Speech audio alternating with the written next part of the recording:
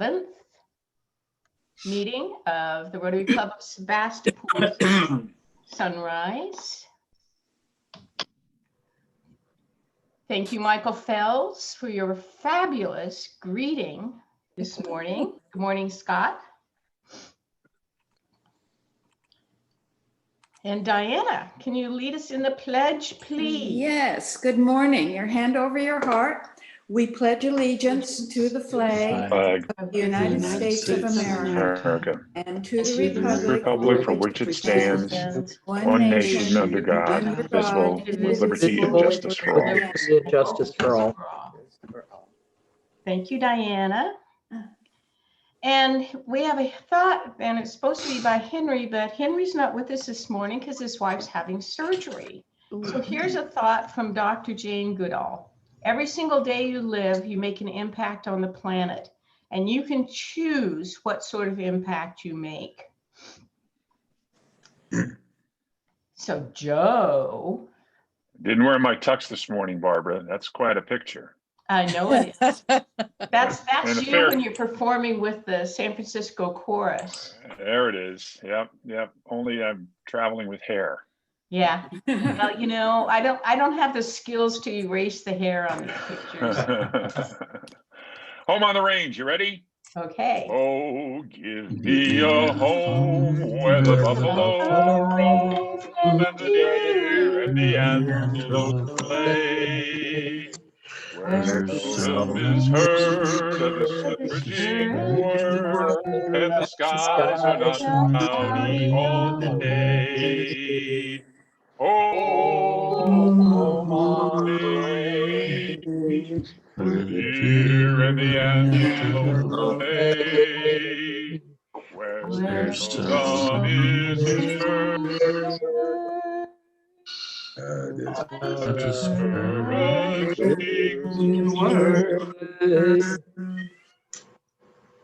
And the skies are not cloudy all day.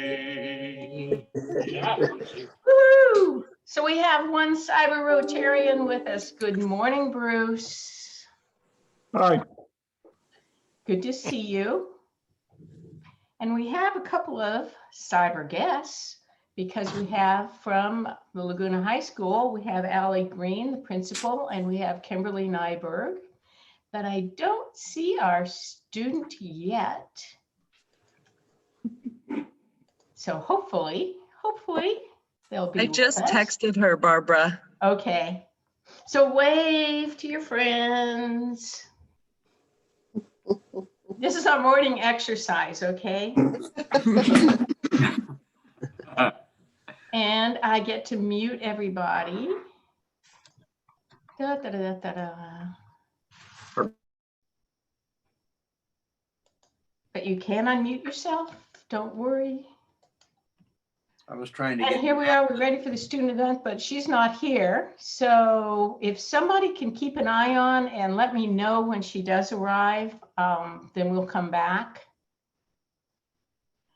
So we don't have any birthdays this week. We don't have any anniversaries this week, but we have one Rotary anniversary. And is Rod with us this morning? I haven't seen him yet. Michael Phelps is shaking his head saying no. Now he's saying, Michael's saying yes. So, okay, well. I'm saying yes to your no. Yes, I know. Okay, so what's happening? First of all, tomorrow night is the SCARC meeting that Petaluma Valley is hosting, and I sent the flyer out to everybody. But if you need it, again, if you want to attend, I'm trying to find where I have it. It's here somewhere. Just let me know. There it is.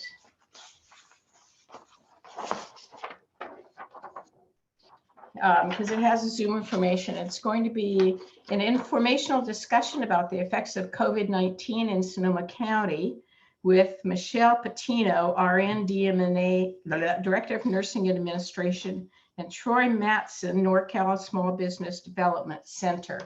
So it should be an interesting discussion. It's at 5:30. Shoot me an email if you want the information again. Then February 5th is First Friday, and February 7th is the Super Bowl, which we'll talk more later. So what is new on this list? April 17th is the District Training Assembly, and I understand it's going to be an all-day affair, but it is going to be online, duh.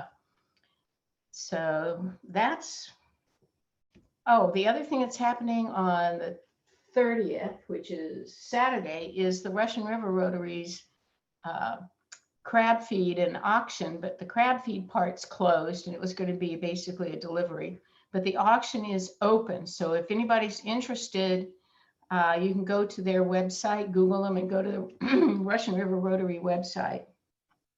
Barbara, Yes. the link for the Redwood Empire Food Bank Workday on the 17th of February should be on the website. So Okay, good. please go in and sign up for that. New time, we're going to be working from 1 to 4 o'clock in the afternoon. Right. Okie dokie. Thank you. Announcements. Who else? Paul and Bernie. Who'da thunk? So, Diana, we have a special presentation. And Michael Cook. If you want to unmute yourselves, please. That helps. Why, Yeah, there we go. Good morning, Michael. Michael, you have your Paul Harris +6. Is that correct, Barbara? You received that. There you go. Wonderful. And I would like very much, Michael, if you could say a few words about why you donate to our Rotary Foundation. well, there's a couple reasons. One is I enjoy spending foundation money on international service projects, which is great. So whatever I donate does come back as matching funds. So that's wonderful. And I was impressed, years ago when Bruce Campbell sort of gave us a rundown about the high standing that the Rotary Foundation has in the world of philanthropy for its transparency and integrity. So I feel good about contributing to the success of the foundation. Well, thank you very much, and it's greatly appreciated. So thank you very much. And should we give him a standing ovation? Yes. Yay! Thank you, Michael.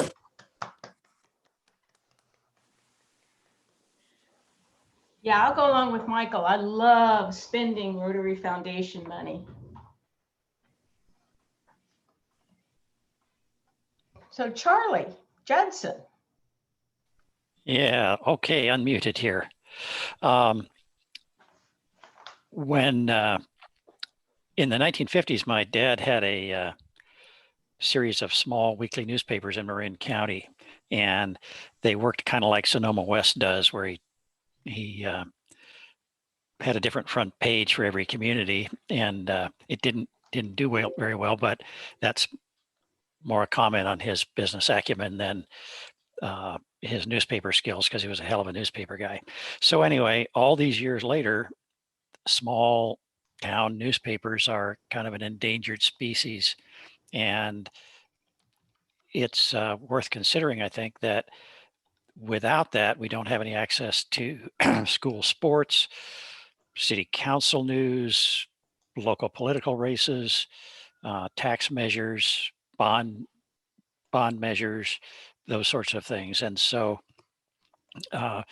it turns out that Sonoma West Publishing is doing a really innovative public-private partnership with the new local news initiative that Nancy Dobbs is, she's the president of it.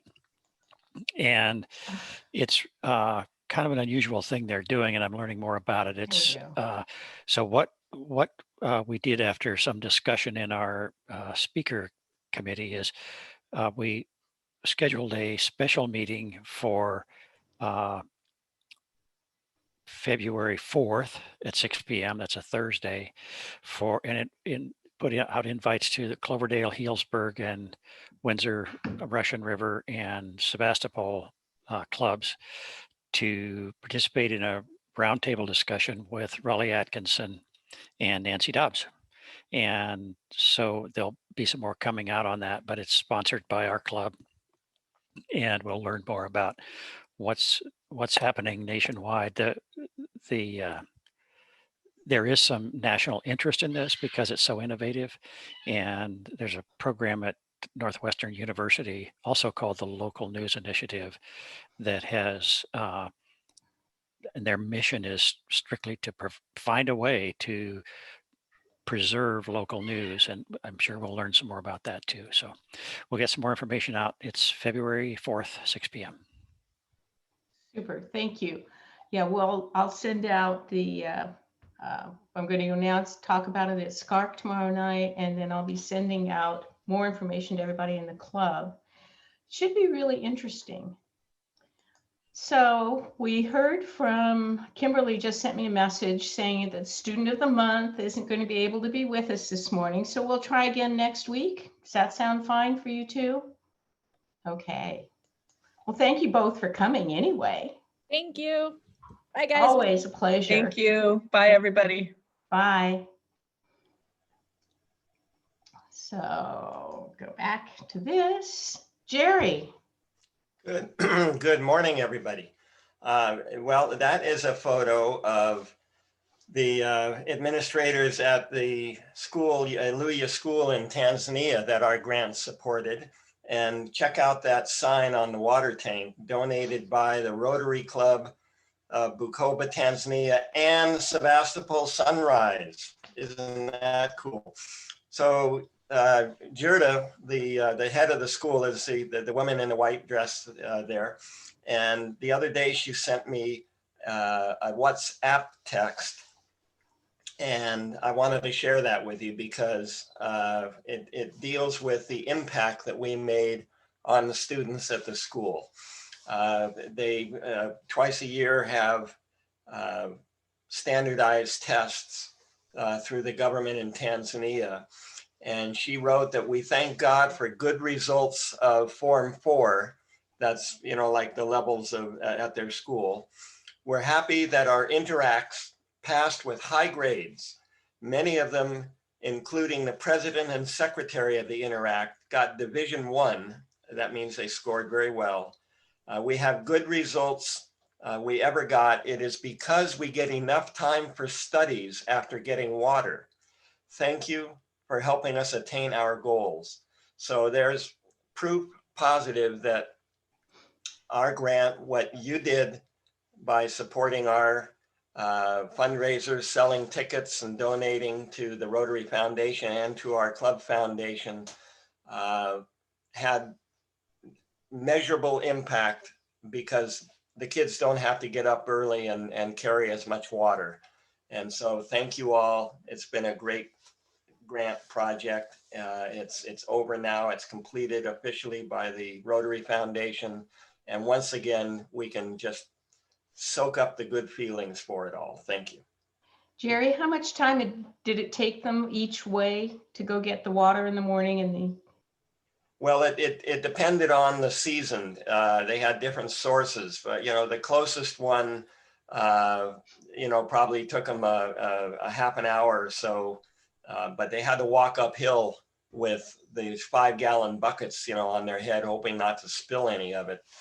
And it went as far as several kilometers that they had to walk each way to get the water. Yeah. So fantastic. This is why we love spending foundation money. So thank you, Michael Cook, and thank you everybody else who's donating to the Rotary Foundation, because we get to spend it. And not only that, we're spending some of it on our current district grant, which working with the Twin Hills Schools and the Sebastopol Union School District on distance learning and hybrid learning support. So our club does a really good job of spending that foundation money that we donate. So Chris and Bill Sauber. Hello, guys. Yes, yes. Yay, thank you. And John Miletto, I thank John, but I know he's not with us this morning, so you guys can thank him. But yeah, this was a super, super picture. I recognize that fence. You know what I've found out something about Bill lately? What? He's really good at talking trash. You're a trashy person, huh, Bill? Yeah, the trash. Yep. Good job, Bill. This is great. This is great for our county. This will help relieve some of the pressure on the county from getting trash off our roadways. We can coordinate with the county to remove trash before they mow trash. It'll take a couple of years to get, this thing rolling and get our county adopted. There's over 1,200 miles of county roadway. And I'd probably have to say that only, I don't know what percent. I would say it's pretty low percent on the 1,200 miles that are safe to clean. Most of our roadways is very difficult to clean and very dangerous. So I'm looking forward to this, but it's not the final solution on our roadway trash. So very proud of it though. Good. And soon our club will have its own stretch of roadway that we will be helping to clean up, and then get our El Molino Interact Club kids involved in helping clean up. And got to take, like Jane Goodall says, every day we make a choice to help the world. So we can make our daily choice. Thank you, thank you, thank you. So now, Linda Sinkay, can you talk about our Super Bowl party? One of my questions is, how do we buy? You're going to do the what is it? The grid thing. The squares. Yeah. I'm going to get an Evite out today. I have a message into Aaliyah Coates so as not to reinvent the wheel, but there should be about 100 chances for the end of the quarter Super Bowl square game with prizes. And, kind of thinking about this, I was thinking we could Zoom at the end of each quarter to see who the winner is and kind of make that fun. It's ambitious, but anyhow, going to get the Evite out. The Hip Pizzazz has online ordering now, so I'm hoping we can support Wayne. He's so generous to Rotary and our kids and all the pizzas that he donates. So let's help our hometown guy with ordering pizzas. And they have online ordering, and they're open at 11:30 on Super Bowl Sunday. So you can get your pizzas and salads early and be back home in time for the game. And so stay tuned for the Super Bowl squares, and let's fill up that board. So how do we buy the squares, Linda? Apparently it's a program where you just go online and it picks a square for you. And then once all the squares are picked, they're assigned numbers, and that's how we find out the score. How do we who wins? How do we like pay a grid? for Well, honor system, I don't know. Venmo. Venmo, Terry? Yep, Venmo. Would you help me with this endeavor? Can we talk offline? Sure. Okay. Super. Terry and I will find a way. Okay, because there's always just the flat out donate through the club website, but yeah, I know. We want to kind of keep this one so that everybody gets their money. It's tricky. Well, Yeah. And you want to keep it out of the club books. Okay. Well, then we'll do that. Yeah. Okay. Well, thank you.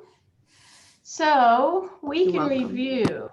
I don't really have a whole, this is like Who has something to share? Marty, I know you have something to share because you are a celebrity. You got quoted in the newspaper, first line of the article on the front page. Marty with us? That ought to be worth 20 Well, bucks. I mean, I do think that the county should have been more transparent on where we are. Yeah. The problem is that the governor, because he was getting pressure, and you know, there is recall pressure on him very seriously. That's why he's opened up things yesterday. Yeah. That there's a group out of San Diego that is trying to get 1 million signatures for a recall. And we have recalled governors in California. I'm not sure Governor Newsom deserves it, but you know, part of the issue was this going to the restaurant over in Napa, the French Laundry.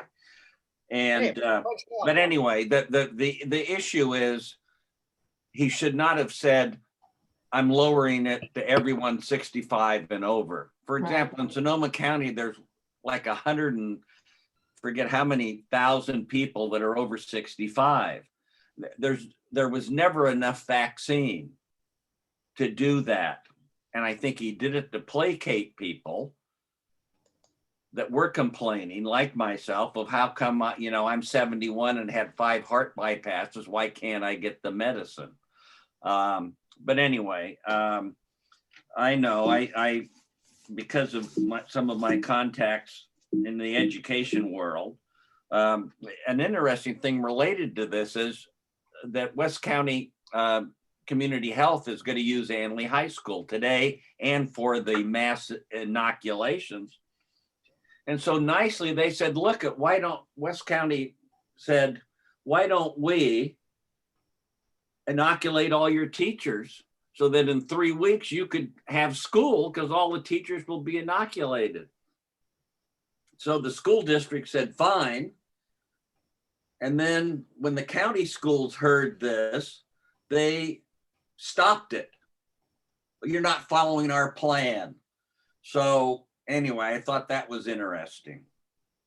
So anyway, I guess West County schools are not going to get to be able to be inoculated as they had planned on doing at this point. But so that's why I was in the paper. But I was in the paper to complain about the lack of transparency on what and that we didn't know what was going on. Yeah. Well, absolutely. It's happening. Jean got hers 3 or 4 days ago. Good. I thought you were in the paper because you were one of the few people who could brag about having 5 heart bypasses. I mean, what's the deal? You can only have 6. I had 5. You're right. I do wonder if anyone had luck with the link that Barbara passed on from the County Medical Association. No. I'd gone on there the day before, and after filling out all the health background information and getting my Medicare card scanned, et cetera, then I found there were no open appointments. Exactly. And you had to go back and fill it in all over again. Yes, that's exactly right. It doesn't save the data. No. Oh, no. No, it doesn't, but it does work. I was there yesterday and gave over 100 injections. And what happened is they only put in a few slots, and then they opened up 100 more each day this week. So you had to go back in and find a date where they opened up the extra spots, and they opened up 200 more per day starting next week. So that all came from me because I'm in the SCMA, and it is open to 65 and over. So it is a pain. That website is crummy. It should say when's the next available date. And I did tell them that, and whether they changed it or not is another story.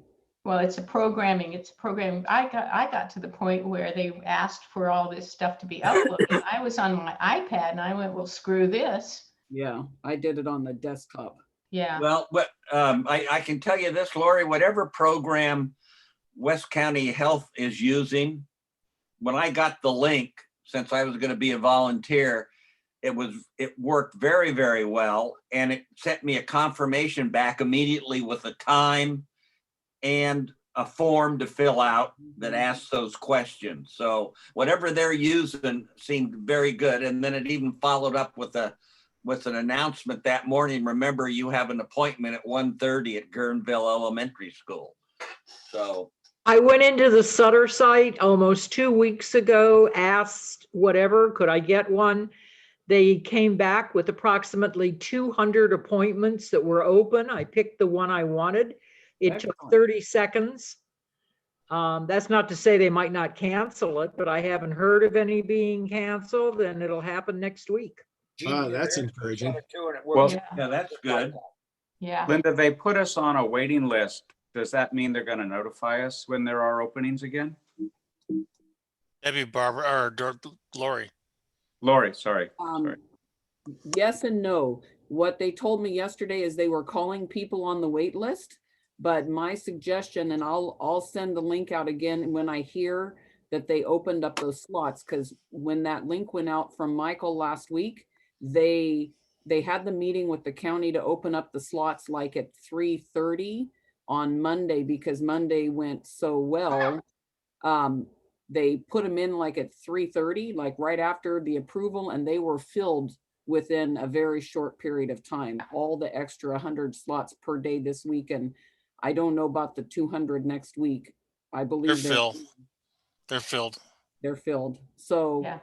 I think once the county sees how efficient that was, because I was there yesterday and we still could have handled more people.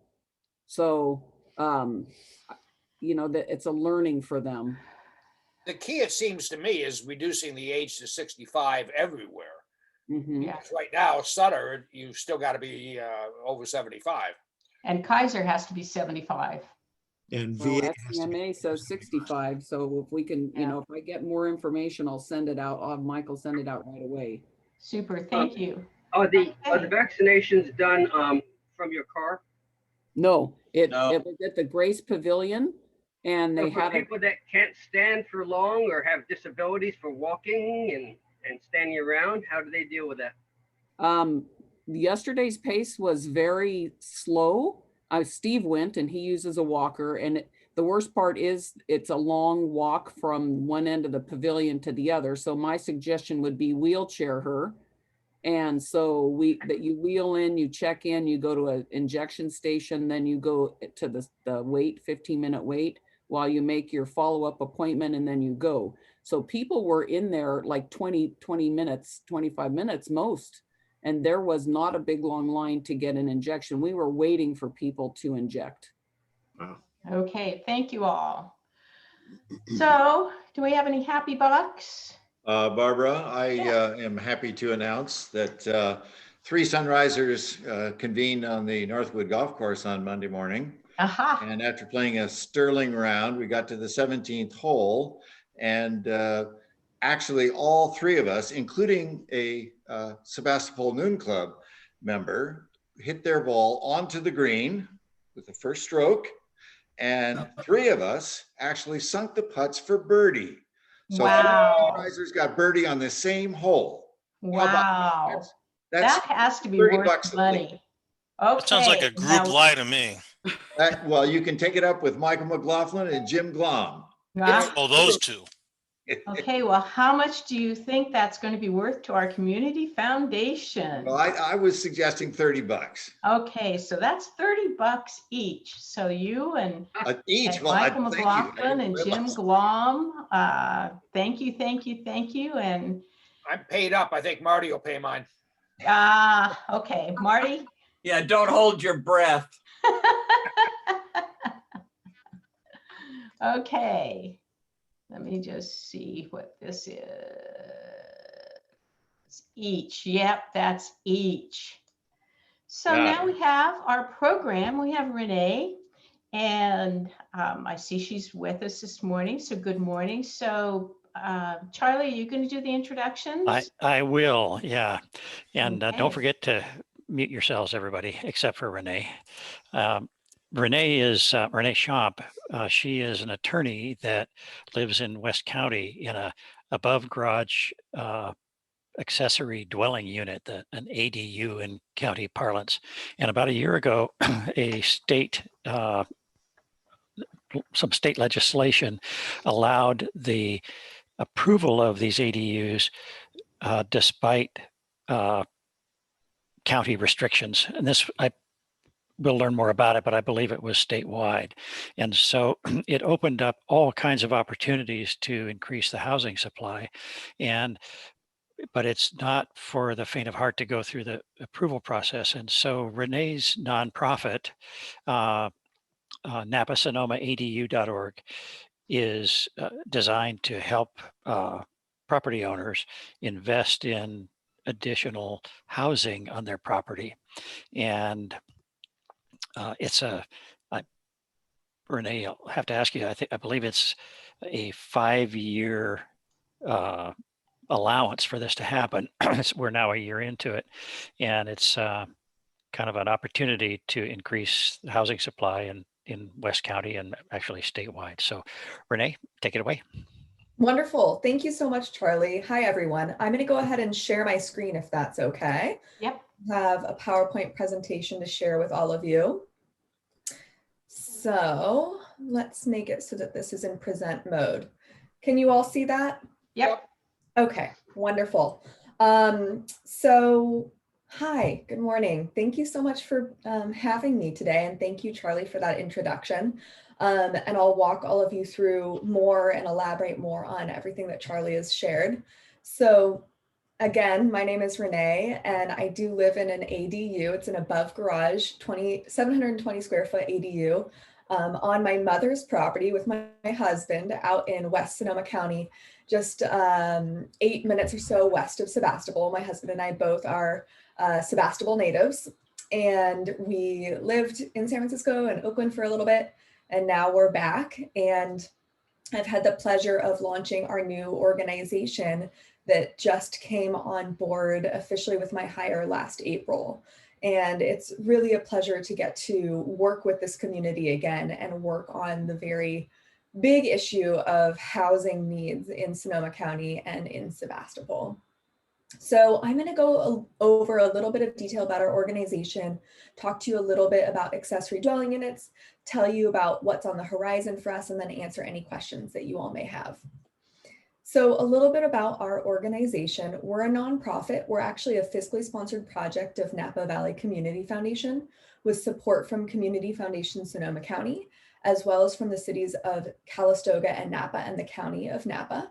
And our focus is very short and sweet. We're just here to help homeowners get catalyzed on building accessory dwelling units. So we do that in a number of ways that I'm going to walk through with all of you in detail. But our vision is that accessory dwelling units naturally rent at about 80% of market rate for the average rental unit. And so they are a really great source of middle income housing for our community. They can house teachers, they can house folks who otherwise might not be able to afford to live here. And in Sonoma County, over 30% of our workforce actually has to commute into the county for work. And our hope is that we can make it possible for folks who work here to be able to afford to live here if they so choose.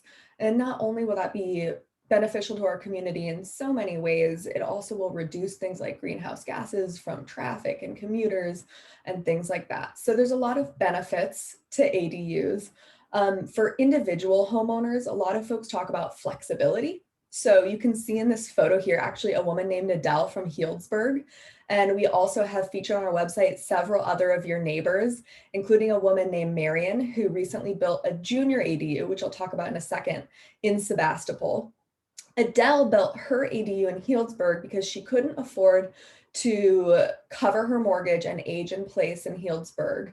And so what she did is she built this ADU as an investment in her property and in order to be able to move into it and age in place. She was really worried about moving into a smaller unit because she wanted to still be able to host dinner parties and have friends. And so she created this beautiful indoor-outdoor space. You can kind of see on the lower right-hand corner there, there's French doors that open out into a really gracious deck. And she's been really happy with this ADU, and it's making it so she can afford to continue to live here in Sonoma County. So flexibility is one benefit. And then there's family. I mentioned my husband and I moved back here, and we can afford to live here because we live in the ADU on my mother's property. And so we're able to help her cover her mortgage, and she's able to provide a home that we can afford to live in. And with COVID, we can be there to help her do her groceries, things like that. She's 77. She actually just got her vaccination, her first shot of the vaccination through the program that Lori and all of you were talking about. I know like 6 or 7 people over 65 who have successfully set up appointments through that program, but that's an aside. So family being able to come together. We've seen a lot of rise in multi-generational living across the country. And thanks to COVID, it's on the rise even more. And so this is going to give us the opportunity. My husband and I are going to be welcoming our first child in a few months, and my mother's going to be able to help provide childcare because she's so close. So it's really wonderful for families. And then also financial security. So like I mentioned with Adele's case, building the ADU creates that extra opportunity for a stream of rental income to help you cover your expenses when you're retiring. And we see a lot of folks coming to us for help who are in their early to mid 30s who are thinking ahead about trying to bring in an extra form of rental income and make it easier for them to be able to afford to live here. So there's a lot more information on that, but let's talk about types of ADUs. So accessory dwelling units, there's 6 different types of accessory dwelling units. You can see here, I'm not going to go through all of them. It's pretty self-explanatory. I mentioned a junior ADU. A junior ADU is a conversion of interior space that already exists in your home or an attached garage. So this is the most affordable ADU to be able to build. And it cannot be any more than 500 square feet. It can share a bathroom with the primary residence if you so choose, but it doesn't have to. It can have an efficiency kitchen, and it's a really great way for a lot of folks who are thinking about, we have a lot of house, which is something that we did in our market research when we came up with the strategic plan for our organization, as we realized a lot of folks in Napa and Sonoma counties, they just have a lot of house. You know, maybe their children have moved out and they're 1 or 2 people living in a 3 or 4 bedroom home. Meanwhile, as you all know, we have a huge housing crisis here. We need, you know, something like 30,000 units in Sonoma County to be able to adequately house everyone. So a junior ADU is a really excellent way to create more housing in a really efficient and affordable way and create some of those benefits to you of having an accessory dwelling unit. Charlie mentioned about the state laws, and he's absolutely right. The new state laws came down in 2020, January 2020. And prior to that, there were some other state laws that came in 2017. So you can see here, this is the volume of ADUs permitted. And then for 2018 and 19 from the California Department of Housing and Community Development, we also have the data on the number of ADUs that were fully completed with final inspection across the 2 counties of Napa and Sonoma. So thanks to those series of state laws in 2017 and 2020, which, as Charlie rightly mentioned, kind of forced the hand of the local cities and counties to make it easier for homeowners to build accessory dwelling units, we've had a big increase in ADUs, and we're hoping to continue to see those numbers rise. Of course, the realities of the pandemic may affect that, as well as the wildfires. In Sebastopol, I pulled the numbers specifically for Sebastopol, but you can see that thanks to those 2017 laws that went into effect, a lot more ADU permits and ADUs were built in 2018. And then it came down a little bit in 2019, which makes sense. We always see a big push the year after that new legislation goes into place, but we're hoping to continue to see a rise going through 2020 and into 2021. Charlie's right that some of the laws sunset after 5 years, but actually for the most part, these laws are permanent, in place, and won't be going anywhere. A couple examples of what those state laws were that make it easier. You don't have to have like a minimum of 2 acres to build an ADU, which was an issue for some folks in unincorporated Sonoma County, for example. You can have only a 4-foot setback from your property line for where the ADU is built, from the front and back, from the side and rear setbacks. You can build up to 16 feet tall ADUs. There's a lot of other laws I'm not going to get into too much detail and bore you with, but Let me tell you a little bit about some of the tools and resources that we provide to homeowners to help them with their accessory dwelling units. There's a lot that I could go into, so I would invite you to check out our website at www.napasonomaadu.org. One thing that I like to highlight is we have a lot of really excellent recorded webinars on there, and we have webinars that we're constantly doing. I'll tell you about some coming up in Sebastopol, another one tonight, and more throughout the county. So our accessory dwelling unit workbook is a really great place to start. Folks find it really helpful. It's geared towards homeowners in Napa and Sonoma counties. It's available for free to download on our website. Once things open up with COVID, we'll have it in hard copy for folks as well. And this really walks you A to Z through the entire ADU process, from pre-planning to planning, permitting, designing, building, and move-in of your ADU. We also have a really helpful accessory dwelling unit calculator. So this tool is really in depth. You can easily find it on our website. You choose the type of construction that you're interested in building, the city you're in within Napa or Sonoma counties or unincorporated county. And it walks you through, depending on the number of square feet that you want the ADU to be, the number of bedrooms, bathrooms, the level of difficulty of the site, etc. Gives you a good estimate of the likely cost of building the ADU, the likely monthly rent that you could bring in should you choose to rent it out. And it walks you through a lot of information about your return on investment over time, which is really helpful for thinking about it with a big picture in mind. You can also use our address lookup tool, which helps you identify whether or not you're eligible to build an ADU. Those new state laws make it so that most homeowners in Napa and Sonoma counties are eligible to build both an accessory dwelling unit and a junior accessory dwelling unit on their property. It's a really big deal.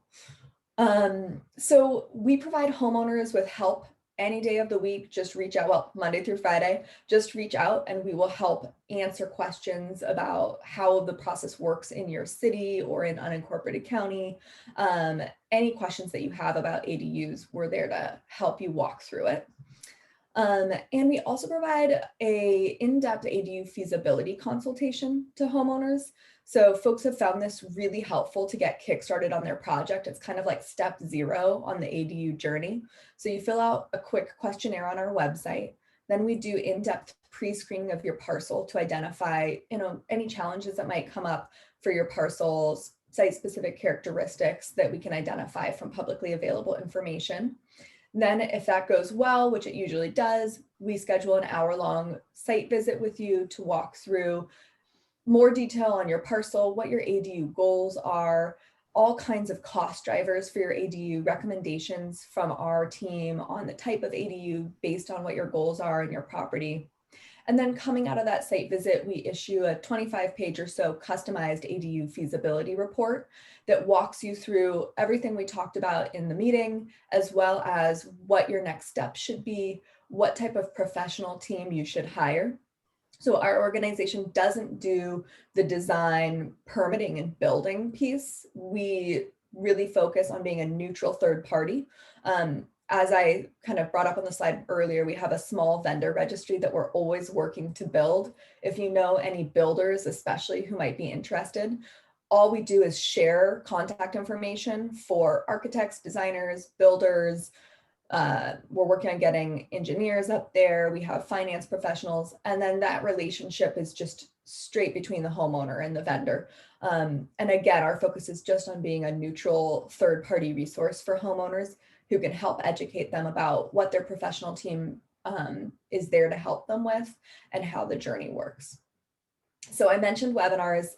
This evening, we have a really excellent webinar. If anyone is interested, you can see the registration links over there on your screen on how to finance your accessory dwelling unit. So we're going to have local finance experts from Umpqua Bank, Redwood Credit Union, and others joining us to talk through the different types of ADU financial products that are out there, the pros and cons of every one, and then answer any questions that folks have. Then I really would love if you are interested to share or join us for our February 11th webinar coming up. It's in partnership with the City of Sebastopol's Planning and Building Divisions. So this is a really good way to be able to directly ask questions of Sebastopol's Planning and Building staff and to get an overview from them of what the process looks like in a really practical way if you were to go through the process of permitting an ADU in Sebastopol and building in Sebastopol. So there's plenty of opportunity for live Q&A during that webinar as well. And then we're doing the same thing again in Healdsburg, partnering with the city of Healdsburg and then with a nonprofit in Healdsburg to walk folks through the experience of building an ADU there. We have webinars all the time, and you can always find the recorded webinars from the past on our website. We've done them with Santa Rosa, all kinds of other cities, as well as with a lot of other experts and partners throughout the community.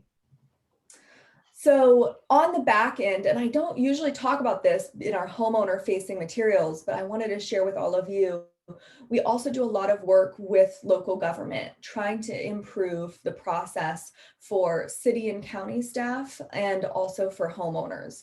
So we are doing this ADU accelerator program with planning and some building officials across the 16 jurisdictions in Napa and Sonoma counties. Most of them are engaged in the process.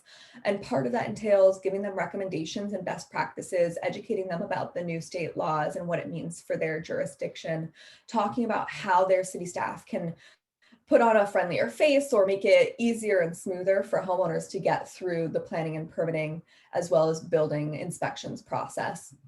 And then we're also working, as far as I know, we're the only community other than San Mateo County in the state working on doing this. We're working on putting together uniform pre-approved ADU plans so that it can be easier for the jurisdictions to process ADU permit and plan applications, and also more cost effective for homeowners because there will be a cap on the cost for those plans. So in the next couple months, we're going to be putting a call out to designers and architects who want to submit those plans to the jurisdictions. And the goal with this is that multiple of the jurisdictions in Sonoma and Napa counties will agree upon uniform pre-approved plans, which will also make it easier for local housing industry professionals. Because as I've explained, there's the state laws, and then every local city has to adhere to those state laws, but they do so in their own unique way. And so if we can have pre-approved plans, it really helps with efficiency in building, which we all need up here, especially with the wildfires. There's a labor shortage because in part, the building and the planning and permitting process can be inefficient. Although I have to give kudos to our local cities and counties for really working on expediting for rebuild permits. So anyway, this is something we're really excited about, and we're going to see how it goes. And we've invited Sebastopol to join, and so we will see what happens there. We're also in development with a new program that aims to help ADU landlords place tenants who are at below 65% of area median income get housed in their ADUs. So this program will offer a lot of benefits to landlords. We'll do free best practices training for landlords. We'll have a helpline that they can call anytime with questions. We'll have a sample lease agreement that will walk them through. We'll do the vetting and screening of 2 to 3 tenants who we think would be a good match for them to make it easier for them to find someone to house. And we're really excited about this program. So it's in the development stages right now, but hopefully we'll be rolling out soon. And then we're also in conversations with some lenders trying to figure out a finance product that'll make it easier for some homeowners who might not otherwise be able to afford to finance an ADU do so. So I know I've mentioned a lot about helping lower income tenants, and our focus, of course, as a nonprofit organization is on really trying to make sure that we can create more units for middle income housing and even lower income tenants. But we help all homeowners with their ADU projects, regardless of their goals for building an ADU. If they're building it for their adult children, we're seeing a lot of folks who are in their 30s and 40s come in to build an ADU for their older parents to move into. And we're there to help any of those homeowners with their accessory dwelling unit projects.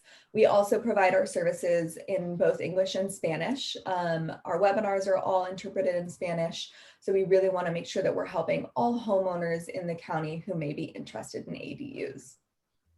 So I just want to say thank you again to Napa Valley Community Foundation and Community Foundation of Sonoma County for their support in making our organization possible, and open it up to questions from all of you. Renee, did I understand someplace in your presentation that there's a max square footage on the ADU size of 500 square feet? That's for a junior ADU. Yep. And then for larger ADUs, it depends on the jurisdiction, but they can generally, depending on the number of bedrooms, go up to as much as 1,200 square feet. Of course, it totally depends on your particular city and your particular parcel. But yeah, they can definitely be. But 1,200 is under this law from the state. 1,200 is the max. Yes. Thank you. Renee, my concern is in the West County, how are the ADUs dealing with septic restrictions? Most of the properties are, rated for a 3-bedroom, 2-bath, or in the far West County, the river areas and far West, they're undersized lots. And a lot of them are on hillsides, and they could put an ADU in the lower level. So the basic question is dealing with septics, which is always a difficulty in this county. It absolutely, and living in West County, I personally can relate. I think we did a major upgrade a while back that was tens of thousands of dollars. The answer is, the state law doesn't impact the septic regulations. It's the same as it has always been. And so a lot of homeowners do confront septic restrictions and capacity when it comes to building an ADU. So number one, if you're on a septic, is to reach out to Well and Septic with Permit Sonoma and ask them what your capacity is for building an ADU. And if you don't have the septic capacity for the number of bedrooms to add an ADU, then you've got to increase your septic capacity. There is one workaround, which is a bedroom swap. So the county will work with you to basically make it so that structurally what was a bedroom in your primary residence is converted into like an office or something else like that. And then they'll allow you to swap out that septic capacity for the ADU. Yeah, well, that's an old trick that the builders used when building, is to make an extra large room to and then subdivide it into bedrooms after the inspection. Renee, I have a question. I won't speak to that, but Renee, very nice presentation. Thank you very much. I have a question. Can an ADU with its 1,200 square foot limit actually be attached to the main house, or does it have to be a separate unit? it can be attached, yes. Okay. So for example, the ADU I live in is, like I said, 720 square feet. It's above a garage and also attached to the primary residence. Thank you. Hi, my name is Marnie, and I'm stymied because I started a JADU process online with the Sonoma people because I live right below Sebastopol. And I've gotten everything done, and then they wanted, back and forth, learned how to use the website. I have a permit, and then they wanted some drawings before, after, square footage and all this. I've submitted that online, never heard back. And previously I did hear back. And this time twice now I have emailed the people who sent the stuff to me saying, do this next. I've still got nothing. It's been like, I don't know, probably November. And I don't think I'm allowed to walk into the PRMD yet. Yeah, so under the new state laws, if you submit a full complete permit application for an ADU, it must be ministerially processed within 60 days. So there's no like public hearing, there's no chance for your neighbors to weigh in.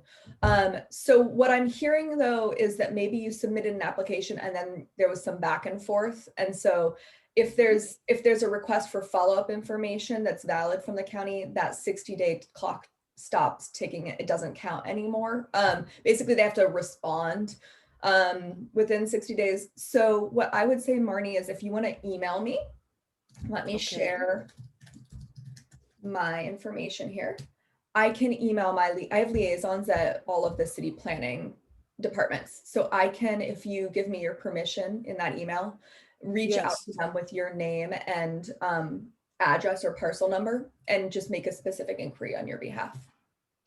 Oh my goodness, that's awesome. Thank you, Renee. Yeah, my pleasure.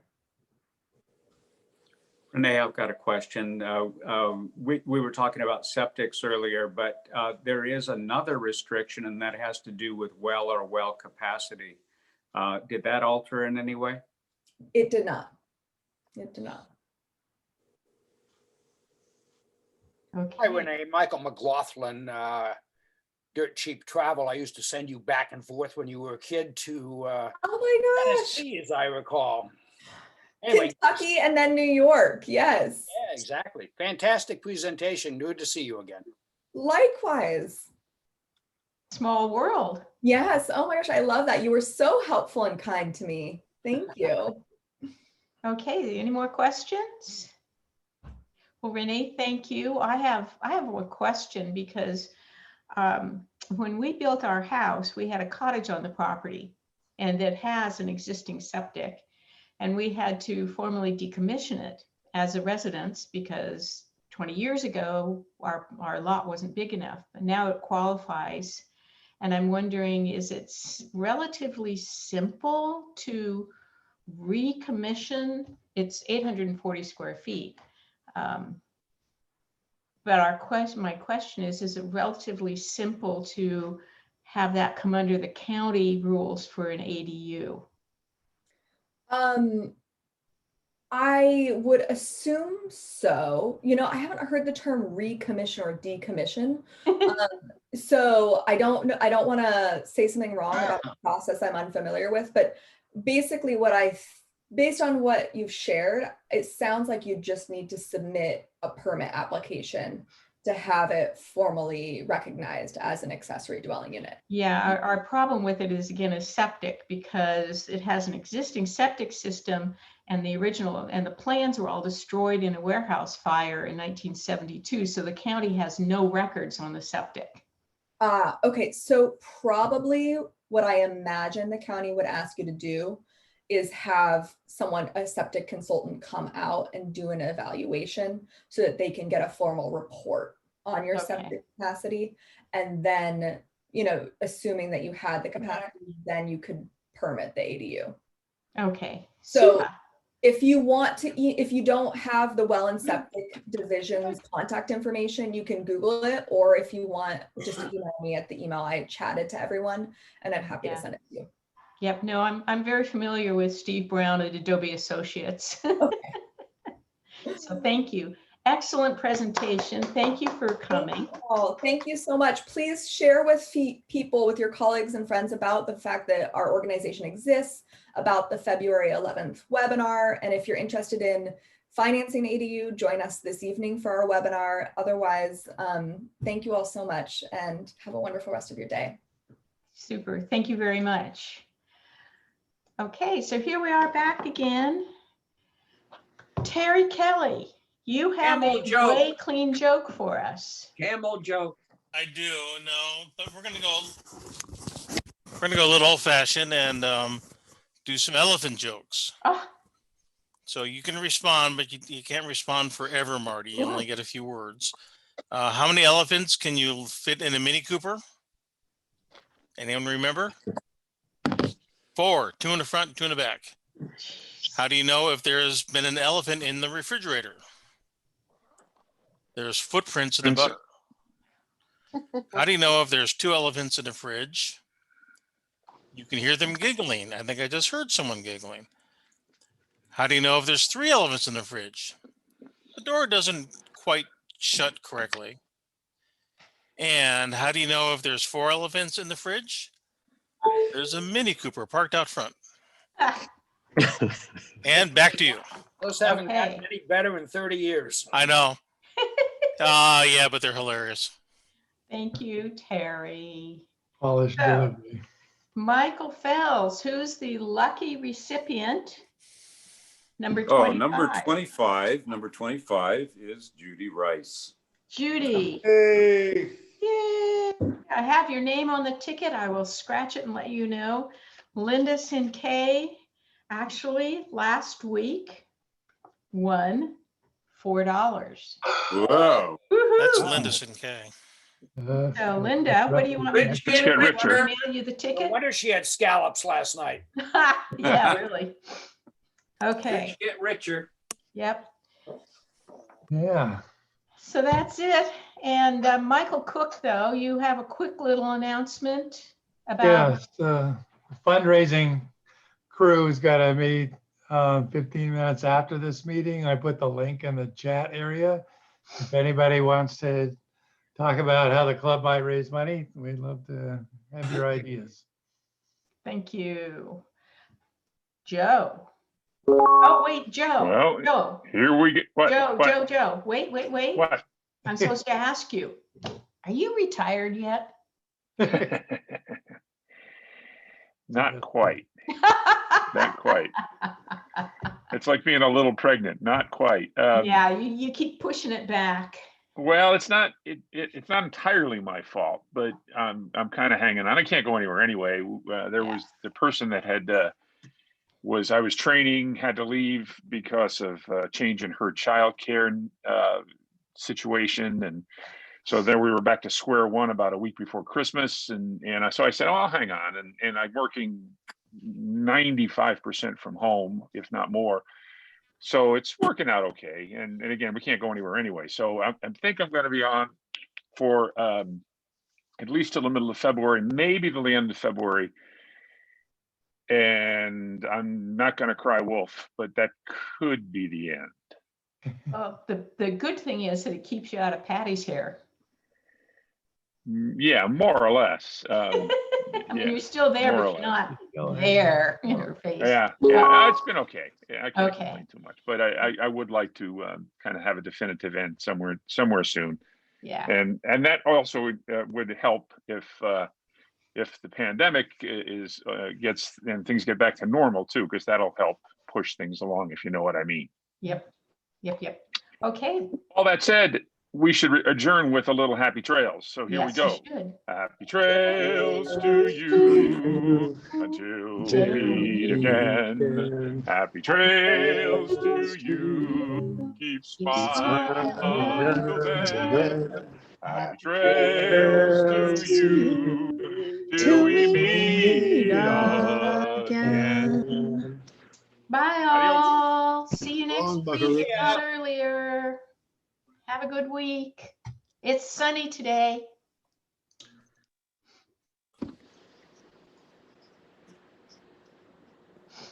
Barbara, did you get my note in chat? Yes, I did. I saw that. Yeah, part of the problem is that we don't know where the leach field is. We didn't either. I knew where the distribution box was. Right. He came out and kind of looked around and said, we knew we needed a new distribution box. So, right. Yeah. Wayne, you coming by? When I put one in, he came back out and he said, "Hey, this is great. I've never seen one done quite this way. You could put a 1,200 square foot addition on this place." Yeah. Wow. It was easy. But I had it all uncovered, so they didn't have to do any work. Right. Well, good. Thank you. That gives us encouragement. Thanks. Okay. See y'all. Or did you, Brian and Wayne, need to talk? Wayne's on mute. Wayne, you're muted. Okay. Hey, Brian. Yeah, I'm meeting with Michael right after the meeting here, and then I'll be in. So I'll see. Okay. Okay. And then someday we'll talk about vocational stuff for next year. But I just thought yeah. I'd throw that in there as well. Oh, all okay. right. Okay. So I'm going to end it all. So bye, Okay, guys. thanks. Bye.